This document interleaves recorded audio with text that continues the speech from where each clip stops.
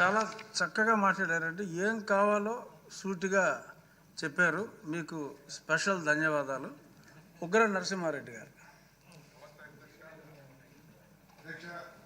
ఇటీవల కాలంలో మా కనిగిరికి మంత్రి గారు, బీసీ వెల్ఫేర్ మంత్రి గారు విజిట్ చేశారు సార్.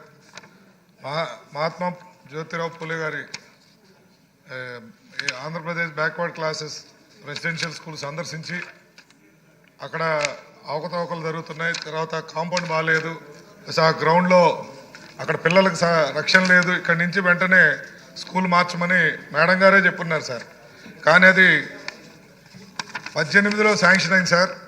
22లో టెంపరీ బిల్డింగ్స్ అక్కడ కట్టి, ఇటీవల మేము కూడా అక్కడ యాన్యువల్ డే విజిట్కి వెళ్ళినప్పుడు కూడా చాలా వసతులు ఇబ్బందికరంగా ఉండటం చేత పిల్లలు ఇబ్బంది పడుతున్నారు సార్. మేడం గారి దృష్టికి సభాముఖంగా తెచ్చేందంటే ఇమీడియట్గా తీసుకొని అక్కడ దాదాపు 203 పిల్లలు ఉన్నారు సార్, ఆడపిల్లలు. చుట్టూ అక్కడ ఏం లేదు సార్. అసలు ఆ పరిసర ప్రాంతాల్లో నైటు ఇప్పుడు మేము మన గవర్నమెంట్ వచ్చిన తర్వాత, కూటమి ప్రభుత్వం వచ్చిన తర్వాత పోలీస్ సెక్యూరిటీ అక్కడ తిరగటం జరుగుతూ ఉంది సార్. అదేవిధంగా సార్ మీరు ఇందాక కార్డ్స్ అని అన్నారు సార్. బీసీ వెల్ఫేర్ వారు అయితే మంచాలు ఇచ్చిన్నారు, కానీ అక్కడ గదులు వచ్చేటప్పటికి తక్కువగా ఉంటే బంకర్ బెడ్స్ ఇచ్చారు సార్. దానివల్ల హైట్ సరిపోక ఆ బెడ్స్ అన్ని కూడా పక్కన పడేస్తున్నారు సార్.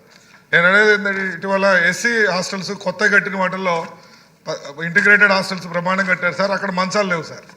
ఇటీవల హాస్టల్స్ పోయినప్పుడు తమరు అన్నట్టు ఆ బీసీ వెల్ఫేర్ ద్వారా కొత్త బిల్డింగ్లు కట్టేంత వరకు ఈ తెచ్చిన మంచాలు కానీ వాడుకోకపోతే అది వేస్ట్గా పోతుంది సార్. ఆల్రెడీ తెచ్చి కూడా 2 సంవత్సరాలు బయట ఎండను పడేస్తున్నారు సార్.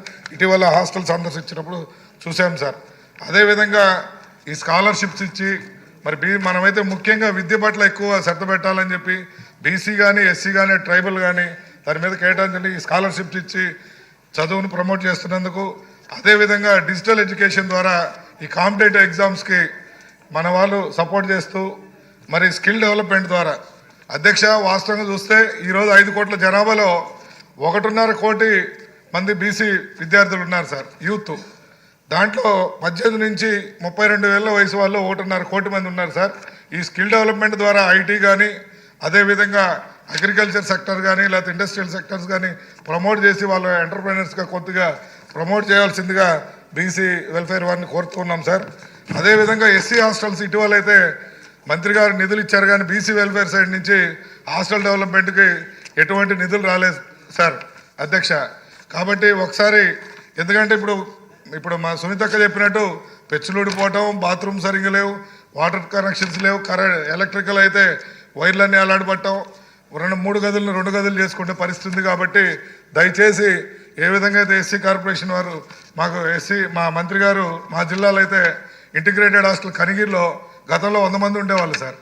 ఇటీవల కాలంలో రిపేర్లు చేసి అక్కడ వాటర్ ఫెసిలిటీ, బాత్రూమ్ సార్, బాత్రూములలో ఒక్క లైట్ కూడా వెలగలేదు సార్. మన ప్రభుత్వం వచ్చిన వెంటనే మేము ఇన్స్పెక్షన్ పోయాం. 80 ట్యూబ్ లైట్లు వెలగలేదు సార్, 40 ఫ్యాన్లు తిరగలేదు సార్ అక్కడ.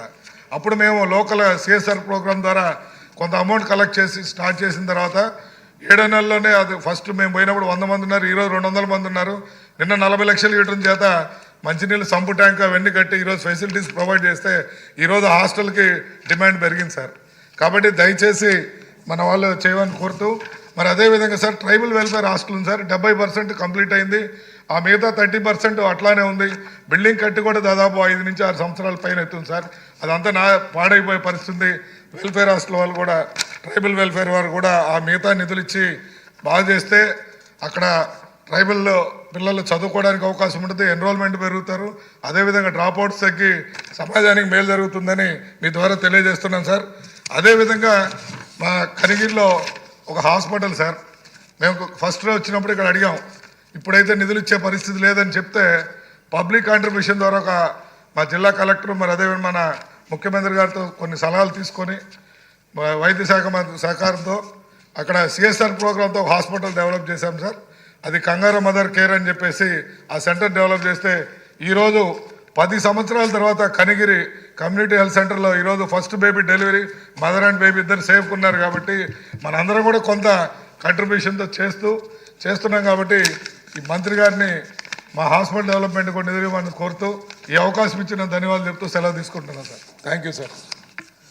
నిజమైన బీసీ విద్యార్థులకి, బాలికలకి అవసరమైన సబ్జెక్టు చాలా చక్కగా వివరించారండి.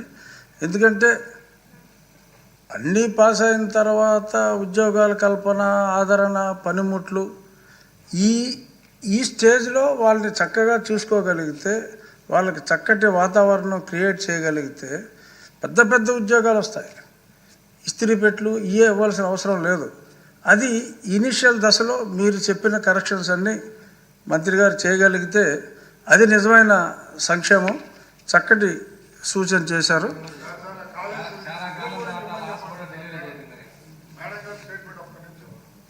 ఇస్తారు, రిప్లైలో ఇస్తారు, చెప్పమని చెప్పండి. రిప్లైలో ఇస్తారండి, రిప్లైలో ఇస్తారు. అదితి గజపతిరాజు గారు. ధన్యవాదాలు అధ్యక్ష. అందరు సభ్యులు అన్ని మాట్లాడేశారు కనుక నా నియోజకవర్గం విజయనగరం నియోజకవర్గంలో మంది